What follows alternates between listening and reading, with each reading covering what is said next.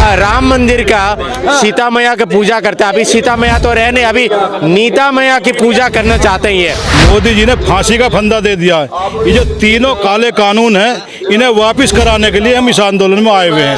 अगर मैं प्रधानमंत्री बनता हूँ इसके ऊपर मर्डर का केस लाऊंगा। तेरे से नहीं ना चलता देश, छोड़ दे हमारे देश को। उसकी आंख में अब शर्मी वाला पानी, आंखों में आंख डालकर झूठ बोलता है। 14 से लेकर अब तक 22,000 बार झूठ बोला है। बंगाल की तैयारियां तो दिख रही हैं, बंगाल में तैयारियां शुरू हो गई हैं, किसान नहीं दिख रहे। देखिए ये तो हमारे भाइयों को और देश के हर एक नागरिक को समझने की ज़रूरत है, क्योंकि हमें इनकी आइडियोलॉजी को समझना है। इनका आइडियोलॉजी है लोगों को तोड़ो और शासन करो। इनकी प्रायोरिटी है इलीगल तरीके से गवर्नमेंट बनाना। उस इलीगलिटी में पथराव करेंगे। एक गाड़ी जिसको वो बोलते हैं कि ये बीजेपी का हेड है, उसकी गाड़ी बुलेट प्रूफ है, उस बुलेट प्रूफ गाड़ी में इतना बड़ा पत्थर कैसे आ सकता है? तो ये खुला खेल है। ये कॉन्स्पिरेसी से गवर्नमेंट बनाते हैं और उस गवर्नमेंट से एक पावर डेवलप करते हैं। उस पावर का इस्तेमाल जो सही मायने में इस देश का जनमानस है, जो इस देश के लिए लड़ने और मरने के लिए तैयार है, उस कानून का गलत इस्तेमाल करती है ये सरकार। किसी भी परिवार में अगर कहीं कोई प्रॉब्लम आती है तो उस परिवार का सबसे मजबूत आदमी है जो लड़ने आगे जाता है। हमारे देश का सबसे मजबूत किसान और सबसे मजबूत आदमी फिजिकली, मेंटली, फाइनेंशियली वो हमारा सिख भाई है। और ये इतिहास बताता है। हमें सिख भाइयों से ये कहना है कि आप लोग डटे रहो, आप इस गलतफहमी में नहीं रहना है कि आपके साथ लोग नहीं है। इस देश की सरकारों ने लोगों को खाने के लिए मजबूर तक छोड़ दिया है। आप लोगों के पास ये सारी शक्ति है, आप लोग डरते नहीं हैं। आपके पास खाने के दुनिया भर के भंडारे, आप दुनिया भर के लोगों को खिलाते हैं। तो आप ये गलतफहमी में आ रहे हैं कि आपके साथ पूरे देश के लोग नहीं आ रहे। ऐसा नहीं है, लोग अपने अपने तरीके से आपके आंदोलन को साथ दे रहे हैं। आपसे जानना चाहेंगे सर, आप एक डॉक्टर भी हैं प्रोफेशन से, यहाँ जो शहादत है तकरीबन 22 से ज़्यादा 22 लोग तकरीबन शहीद हो चुके हैं। 20 से ज़्यादा लोगों को यहाँ पे उनकी मौत हो चुकी है इस ठंड की वजह से। ठंड इस मौसम में कहते हैं कि मौत जो है वो नेचुरल है, जिसकी आनी होती है एक टाइम होता है, लेकिन सरकार की जो नजर इनको अनदेखा करना है वो कितनी वजह बन रही है? क्योंकि सर ठंड बहुत ज़्यादा है और कई हमने देखा छोटी छोटी उम्र के लड़कों की। मैं इसका एग्जाम्पल बताता हूँ। जब से ये देश आज़ाद हुआ है, मुगलों को किसने बुलाया? उससे मुक्ति हमें किसने दिलाई? आज तक इतिहास में हमें पढ़ने को नहीं मिला है, क्योंकि इतिहास लिखता कौन है? वही लोग इतिहास लिखते हैं जो सही मायने में क्रांतिकारी होते हैं, उनको इतिहास में दबा दिया जाता है।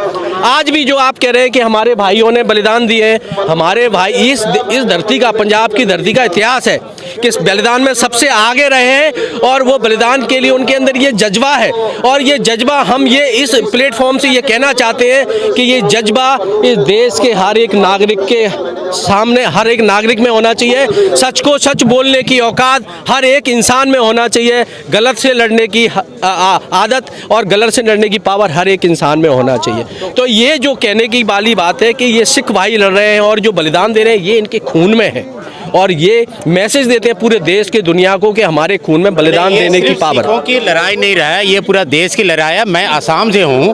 पूरा उत्तर पूर्वी भारत जो है, पूरा बंगाल जो असम जो है, उधर वो गोदी मीडिया नहीं दिखाते हैं। गोदी मीडिया ना दिखाने की वजह से जो है इस मूवमेंट को जो है सप्रेस करना चाहता है, गोदी मीडिया के द्वारा डाइसेक्शन करना चाहता है। कह रहा है कि नेशनल स्तर पर इस मूवमेंट को ये मूवमेंट बन चुका है, आपको दिखाया नहीं जा रहा है। नहीं, नेशनल मीडिया नहीं चाह रहा या गोदी मीडिया नहीं चाह रहा कि यहाँ लोग पहुंचे। ये मोदी के इशारे पर होता है, मोदी और आरएसएस के इशारे पर होता है। ये गोदी मीडिया के इशारे पर होता है कि ये नहीं चाहता कि ये नेशनल मूवमेंट बने, ताकि ये जो है सिर्फ ये दिखाना चाहता है कि सिखों की लड़ाई। ये सिखों की लड़ाई नहीं है। मैं असम से हूँ, मैं उत्तर पूर्वी भारत का रिप्रेजेंट कर रहा हूँ। हमारा असम का अखिल गोगोई ये पिछले 1.5 साल से नेशनल जो सिक्योरिटी एक्ट के तहत वो किसान और मजदूर संगठन का प्रेसिडेंट है। किसान और मजदूर का जो है आवाज़ उठाने वाला अखिल गोगोई को जेल में बंद किया गया है। और हमारा सिख भाई ये महसूस न करें ये हम अकेले लड़ रहे, हम उत्तर पूर्वी भारत से आए हुए इस लड़ाई को लड़ने के लिए। ये सिखों की लड़ाई नहीं है, देश की लड़ाई है। ये हमारा असम, मणिपुर मणिपुर, जो नागालैंड, सिक्किम, उस तरफ जो है ये मोमेंट बहुत बड़े स्तर पर मोमेंट चल रहा है। तो नेशनल मीडिया ना दिखाना ये बहुत बड़ी दुर्भाग्यपूर्ण है। हमारा नरेंद्र मोदी भाई जो है नेशनल मीडिया को लेकर के अब राम मंदिर का सीता मैया की पूजा करता है। अभी सीता मैया तो रहे नहीं, अभी नीता मैया की पूजा करना चाहते हैं। ये नीता अंबानी नीता मैया की पूजा करना चाहते हैं। ये हम इसको नहीं होने देंगे, उनकी मंसूबा को हम कामयाब नहीं होने देंगे। हम सब जाग चुका है, देश की जनता जाग चुका है। ये जो है बंगाल की जो इलेक्शन से पहले और असम की इलेक्शन से पहले बहुत कुछ उलटफेर करना चाहेंगे, लेकिन हम देश की जनता नहीं करने देंगे इसको। कह रहे हैं आपसे डॉक्टर साहब, फिर आपकी तरफ आते हैं।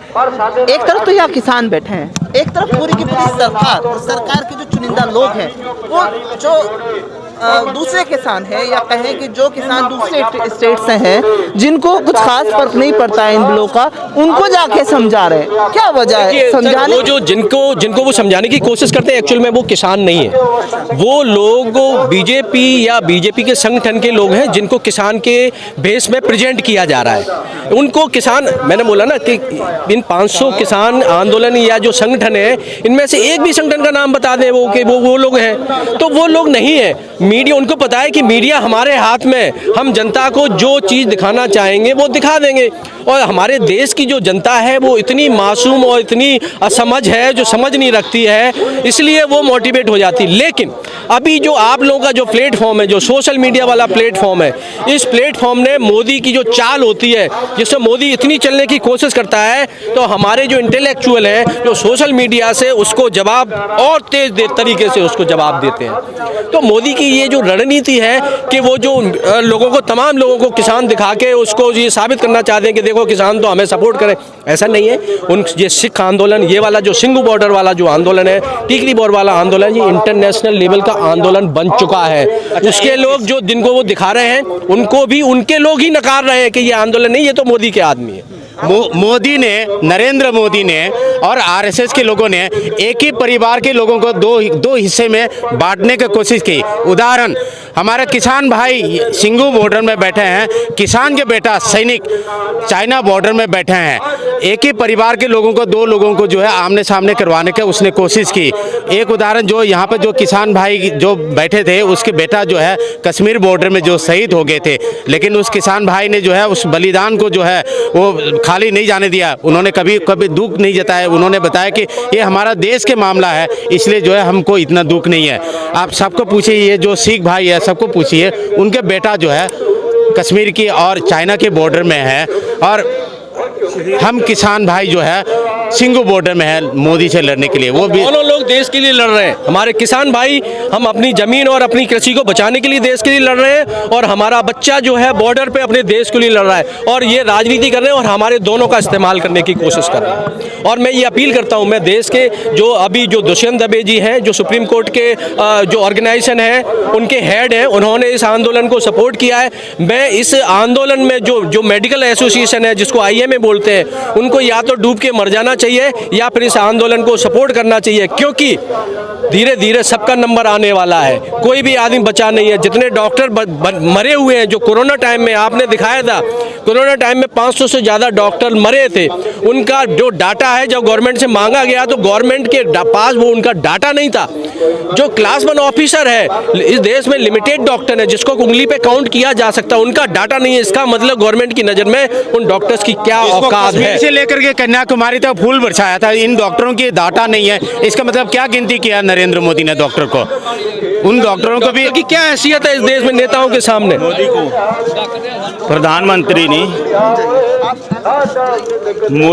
प्रधानमंत्री ने स्टंटमैन होना चाहिए था।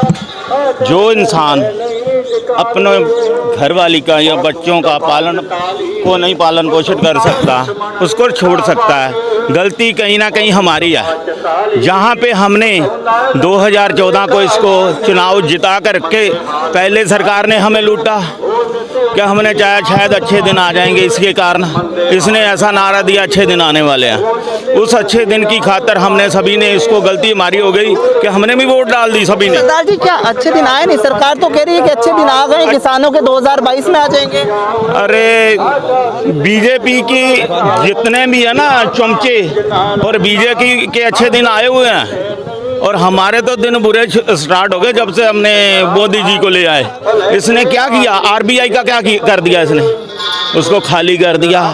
पीएमसी में बंदे मर गए, कितने मरे लाइन में लग लग के। नोटबंदी कर दी, कितने लोग मरे लाइन में लग लग के।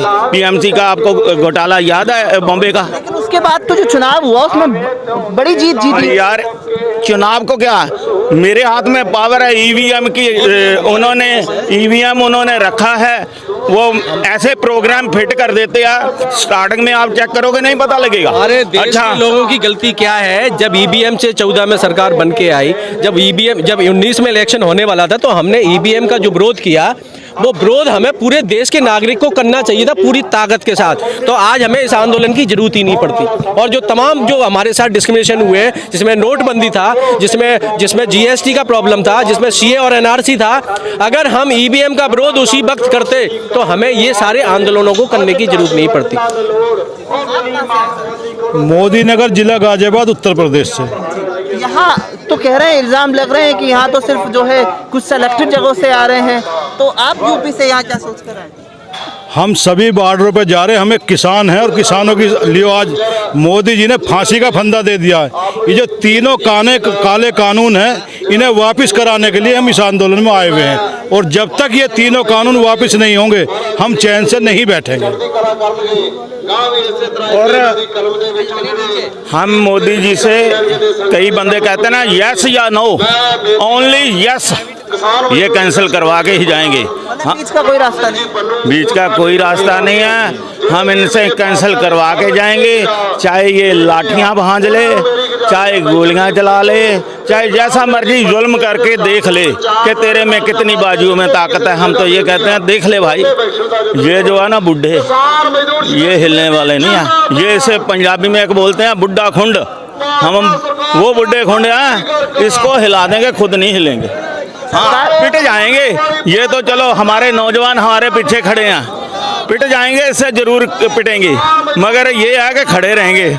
और 10 खा लेंगे, क्या है, 2-4 दिन और गर्म कर करके सेक दे लेंगे शरीर को, क्या हो जाएगा।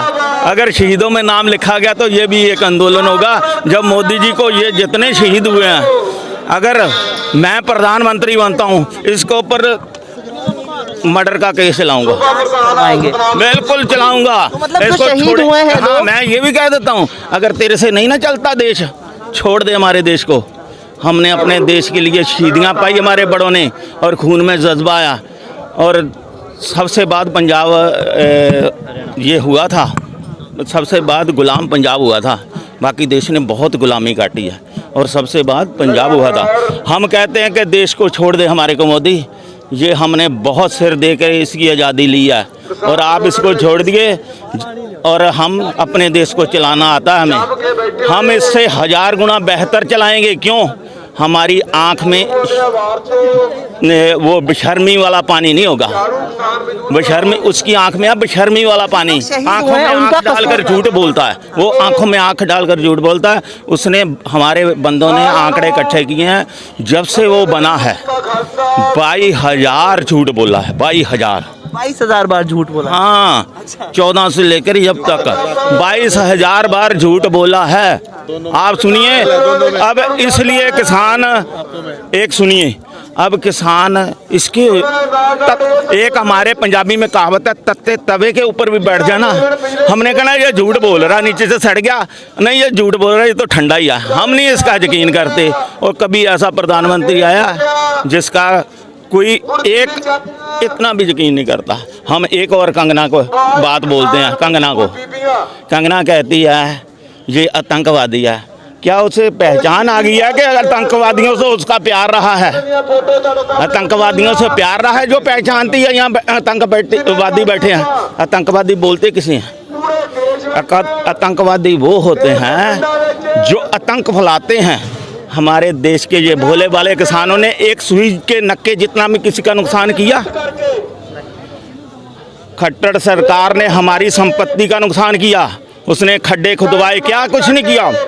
अभी की ये कहते हैं हम तो देश किसान के हित में बोल रहे हैं, किसान के हित में है। अगर ये किसान के हित में ना होते तो हमें तो गोली मार देते वहीं पे बॉर्डर पे। इन्होंने ठंडे पानी की बौछारें मारी, इतना तशद्दुद किया, लाठियां बूढ़े 70 साल के बंदों के ऊपर लाठियां चलाई। क्या ये दूसरा कि हमारे किसान हताशी हैं? कितना झूठा अभी तक साले झूठ पे झूठ, झूठ पे झूठ, झूठ पे झूठ बोलते जाते हैं। और एंटी जो खड़े कर लेते हैं किसानों को, हैं जो खड़े कर लेते हैं किसानों को खड़े करते हैं ना, ये किसान तो हमारे साथ हैं। वो किसान नहीं है, वो गुंडे हैं। वो क्या करते हैं, उन्होंने कहीं ना कहीं कब्जे किए हुए हैं, कहीं उनका केस चल रहा है, उनको मोदी ने माफ़ कर दिया, अपने पीछे लगा लिए। जो किसान है ना वो तो सड़कों पे बैठे हैं।